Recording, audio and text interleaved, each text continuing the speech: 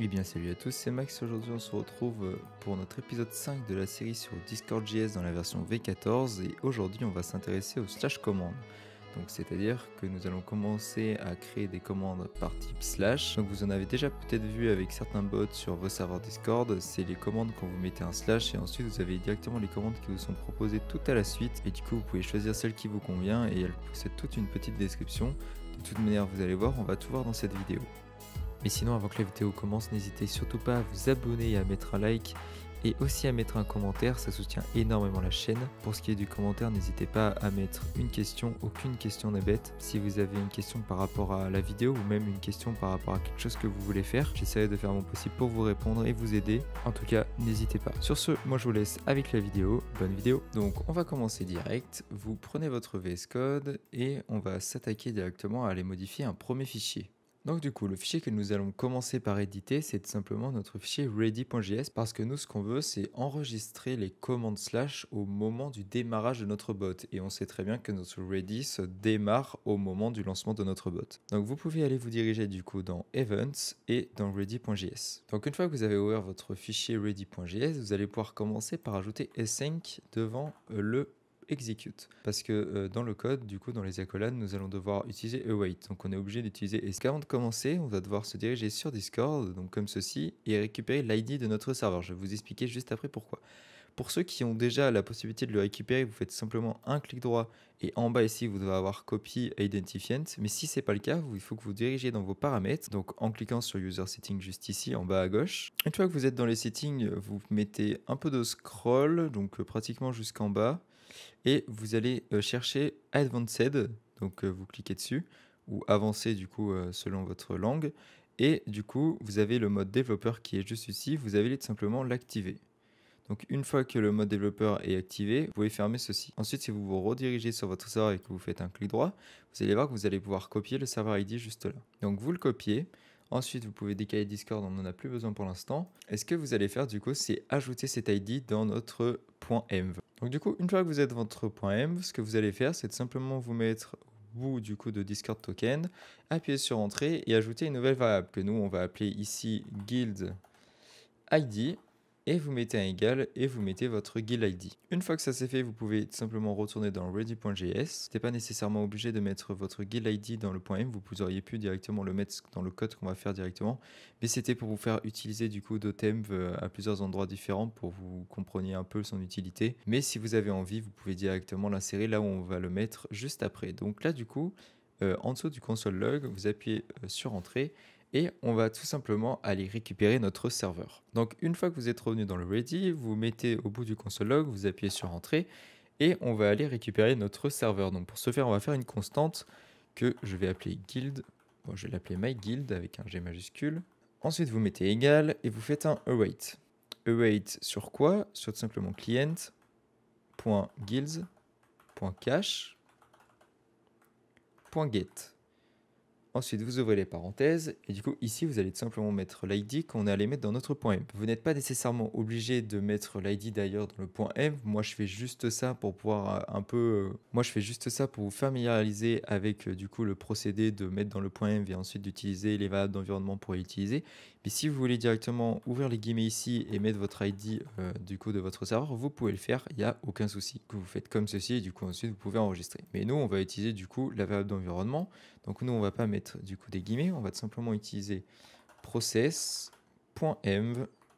Du coup guild ID. Donc du coup, une fois que vous avez fait ça, vous pouvez mettre du coup au bout, appuyer sur entrée. Du coup, ce qu'on va devoir faire, c'est tout simplement set les commandes slash à l'intérieur de notre serveur. Donc pour ce faire, c'est très simple. Vous du coup récupérez notre serveur qui est juste au-dessus, donc c'est myguild là pour le coup, et vous faites myguild.commands.set. Ensuite, vous ouvrez les parenthèses et là, du coup, comment on va faire pour récupérer toutes nos commandes? C'est très simple, je vous rappelle qu'on a une collection qui va contenir toutes nos commandes. Donc vous faites client.commands. Et là, ce qu'on va faire pour récupérer toutes les commandes et les set une par une à l'intérieur de notre serveur, vous faites simplement un map, vous ouvrez les parenthèses et là, on va avec cmd on nous met la flèche CMD parce qu'on n'a rien d'autre à écrire. Donc on écrit ça comme ceci parce qu'en fait de toute manière la variable CMD on la change pas en retour, on veut juste du coup la récupérer par rapport à la commande et la renvoyer et la set dans notre serveur. Et d'ailleurs, il ne faut pas oublier d'ajouter au-dessus de notre module export. Donc vous mettez à gauche du module export, vous appuyez 2 fois sur entrée, vous mettez première ligne. On va simplement devoir ajouter donc l'import du coup de dotemp avec le config. Donc vous allez dans index.js, vous récupérez le require dotemp config, vous faites un copier, vous pouvez fermer index.js et vous le collez juste au-dessus. Vous pouvez faire CTRL S. Donc une fois que ça c'est fait, on va tout simplement pouvoir aller créer un nouvel event. L'event qui est le suivant, interaction create. Donc interaction create, il va tout simplement nous permettre de gérer nos slash commandes. Pour ce faire, on va toujours au même endroit, c'est un event et on va se mettre dans client. Vous faites un clic droit, nouveau fichier et vous écrivez interaction create.js. Donc interaction create c'est un event, donc on peut par exemple utiliser message create, donc vous prenez message create en entier, ou on prend en entier, vous faites un copier et vous le collez du coup dans interaction create et on va enlever du coup le préfixe qui est juste au-dessus. On va changer le nom par interaction create. Once, on le laisse bien sur false parce que du coup on en a besoin tout le temps. Vous pouvez enlever tout ce qui est à l'intérieur du execute et du coup à la place de message on va mettre interaction. Alors pourquoi on met interaction? Parce qu'en fait interaction create dans la documentation de Discord.js marque qu'il a besoin en paramètre de interaction. Et on pourrait même s'en douter parce qu'en fait on se rend compte que message create a besoin de message et qu'il s'appelle message create. Et lui il s'appelle interaction create et il a besoin de interaction. Donc on aurait pu un peu le deviner. Donc du coup, comme première ligne de code dans ces accolades, ce qu'on va pouvoir faire, c'est de simplement vérifier si interaction est une commande. Donc si interaction est une commande, on va pouvoir ensuite exécuter notre code. Donc pour ce faire, vous mettez une condition donc if, et on va simplement utiliser interaction. Et dans la documentation de Discord.js, on nous dit qu'il faut utiliser isCommand, comme ceci. Vous ouvrez les accolades. Ensuite, ce qu'on va faire, c'est de simplement récupérer notre commande. Donc, je vous rappelle qu'on a une collection qui permet de stocker toutes nos commandes. Donc, pour ce faire, c'est très simple, on va faire une constante qu'on va appeler command. Donc cette constante qui va s'occuper tout simplement de gérer la commande qui vient d'être exécutée. Donc, pour aller la chercher, c'est très simple. Vous faites client, on va chercher dans la collection commands et on fait un .get. Un .get sur quoi? Un .get sur tout simplement interaction.command name. Donc command name juste ici nous permet d'aller récupérer du coup le nom de l'interaction qui est en cours. Donc, en faisant ceci, étant donné que c'est enregistré dans la collection, il arrive à aller récupérer la commande et il va ensuite l'exécuter. On va là aussi, comme dans notre message create juste ici, faire une vérification qui nous permet de vérifier si la commande qu'on vient de récupérer existe bel et bien. D'ailleurs, j'ai mis commande, mais en fait, j'aurais pu mettre CMD comme dans notre message create, ça nous évite d'écrire trop de caractères. Donc, vous faites un if, vous ouvrez les parenthèses, et là, du coup, on met CMD à l'intérieur pour voir les accolades. Et du coup, si la commande existe bel et bien, on va tout simplement faire CMD, point, et vous pouvez vous souvenir que dans message create, on faisait .run, mais en fait, dans une slash commande, c'est pas .run qu'on va faire, c'est .run slash. Donc, run slash. Ensuite, vous ouvrez les parenthèses. Et du coup, qu'est-ce qu'on doit mettre du coup dans les arguments? C'est tout simplement du coup client, comme d'habitude, et interaction. Ensuite, j'ai écrit if de cette manière. On aurait pu écrire très bien de cette manière notre if pour éviter de faire trop de lignes. Mais je l'ai écrit de cette manière pour simplement mettre un else, où on va simplement renvoyer du coup un message à notre utilisateur en lui disant que si la commande n'existe pas, ben on va lui dire cette commande n'existe pas.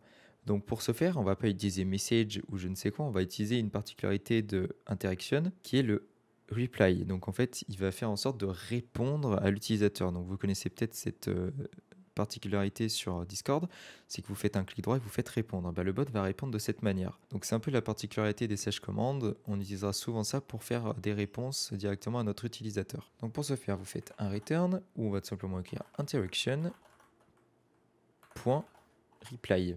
Vous ouvrez les parenthèses et on va tout simplement écrire cette commande n'existe pas. Donc une fois que ça c'est fait, il nous reste à aller modifier la seule commande qu'on a actuellement dans notre projet, qui est dans du coup commands, et c'est notre cher ami. Peut-être que j'avais commencé à en parler dans la dernière vidéo, celle où on avait tout simplement attaqué les commandes. J'avais dit que la commande slash aurait une particularité qui changerait de la commande basique, c'est-à-dire qu'elle doit avoir une description qui est obligatoire pour fonctionner. Pour ce faire, du coup, on va tout simplement se mettre app rename, après du coup la virgule, et on va rajouter description. Deux points, cette commande en renvoie Pong. Vous n'oubliez pas de mettre la virgule au bout. En ayant fait ça, du coup, il va falloir aller modifier autre chose parce qu'en fait, imaginons que vous créez une slash commande qui ne contient pas description, elle ne va pas être reconnue comme une slash commande et ça risque de faire des erreurs. Donc pour éviter d'avoir des erreurs, on va se rendre tout de suite dans notre commande utile et là, du coup, on gère le cmd name et seulement lui, on va devoir aussi gérer le description. Donc on va du coup modifier le cmd name et on va faire en sorte que si cmd name ou cmd description n'existe pas, et bien on va tout simplement return console log où on indique que cette commande ne contient pas de nom ou description. D'ailleurs, je vais remplacer les guillemets par des esperluettes parce que on va en avoir besoin, parce que je vais préciser c'est quoi le nom du fichier pour éviter que du coup, si elle ne contient pas de nom, on ne puisse pas savoir sur quelle commande il y a un problème. Cette commande ne contient pas de nom ou de description. Nom du fichier, deux points, on ouvre le dollar ainsi que les accolades. Et là, du coup, on va tout simplement utiliser ceci et on y met ici. Donc maintenant, cmd name, on va le laisser comme ceci, hein, bien évidemment. J'ai enregistré, ça a tout décalé, mais c'est pas grave, c'est bon. Donc ça s'est permis de réincrémenter tout mon code, mais ok. Du coup, ce que je voulais faire juste avant, c'était de rajouter les points d'exclamation devant cmd name ainsi que description, parce que sinon, ça voulait dire que s'il a un name et une description, eh ben, on va tout simplement pas l'accepter. Donc nous, c'est pas ce qu'on veut. D'ailleurs, étant donné qu'on fait cette vérification et que si du coup il n'a pas de nom, ceci qui est juste en dessous ne sert strictement plus à rien. Donc notre cmd name, on peut le faire sauter. Le console log du cmd, on va le laisser juste du coup ici dans cmd name, vous remplacez par cmd.name. Comme ça, dès qu'il y aura une erreur dans la structure d'une de vos commandes, bah lui nous renverra du coup dans la terminal qui a un problème avec cette commande parce que sûrement vous avez oublié le nom ou la description. Donc une fois qu'on a rajouté du coup cette petite vérification de contrôle pour voir que votre structure de fichier est correcte, on va tout simplement retourner dans ping.js et vous allez devoir, vous vous doutez bien, ne pas utiliser run parce qu'en fait dans interaction create on utilise run slash. Donc nous du coup ce qu'on va faire c'est utiliser run slash dans ping. Donc c'est-à-dire vous dirigez juste ici et après la virgule, vous allez tout simplement faire run slash, vous mettez deux points, vous ouvrez les parenthèses, vous savez ce qu'on a besoin de mettre en paramètre, c'est client et interaction. Ensuite, toujours de la même manière, on met la flèche et les accolades. Et du coup, on va pouvoir indiquer ce que doit faire notre commande. Donc là, dans notre cas, elle doit renvoyer Pong. Donc interaction.reply Pong. Alors comme ça, du coup, en faisant cette chose, ça vous permet d'avoir une commande qui va être disponible soit en utilisant du coup le préfixe comme on avait pu faire dans l'épisode avant, soit du coup en utilisant les slash commandes. Donc ce que vous pouvez faire, bien évidemment, vous n'êtes pas obligé de pouvoir... Donc après ça, c'est chacun son avis, hein. Si vous avez envie que vos commandes soient disponibles dans les deux, bah, vous pouvez. Si vous avez envie qu'elles soient disponibles seulement en slash, bah, vous enlevez ce code. Et si vous avez envie qu'elles soient disponibles seulement en préfixe, vous enlevez le run slash juste en dessous. Voilà. Mais du coup, une fois que ça c'est fait, on arrive pratiquement au bout de la vidéo. Il suffit juste maintenant de vérifier que notre commande fonctionne bien et bien. Donc pour ce faire, vous allez vous rendre sur votre Discord. On va se rendre du coup sur votre serveur. Et vous pouvez du coup, avant.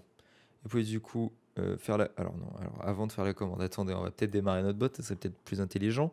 Donc tout simplement, vous mettez dans le terminal, comme d'habitude, vous allez l'ouvrir. S'il n'est pas ouvert, vous faites node index.js, vous appuyez sur entrée. On peut voir d'ailleurs au démarrage que notre bot a bien chargé l'événement interaction create, donc normalement tout devrait marcher correctement.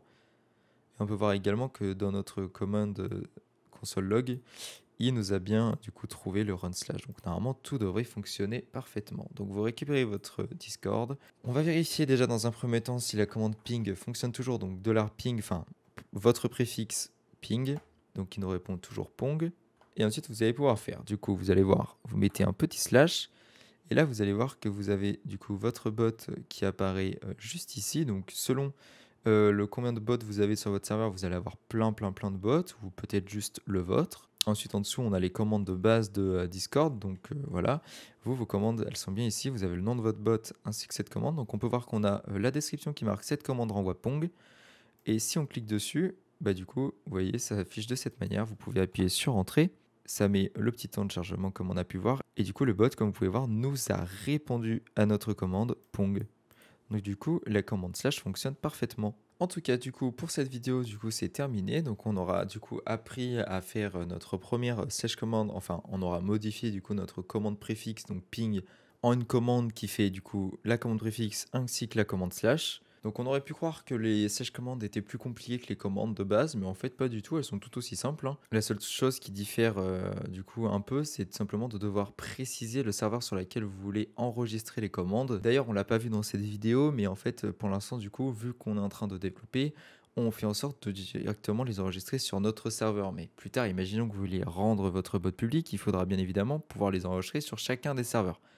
Mais il faut savoir qu'en utilisant cette méthode, ça rend la chose beaucoup plus longue lors de, par exemple, un update, le temps que du coup toutes les commandes soient mises à jour sur chacun des serveurs sur lequel est votre bot. C'est pour ça que dans notre cas là, on précise l'ID sur lequel on veut du coup enregistrer ces commandes pour éviter d'attendre, je sais pas, des heures à attendre que tout simplement chaque du coup redémarrage de notre bot prenne des heures à tout simplement s'enregistrer du coup sur Discord. En tout cas, on se retrouve du coup pour le prochain épisode qui sera du coup sur les embeds, celui-ci. Et sur ce, moi je vous dis à tout à l'heure.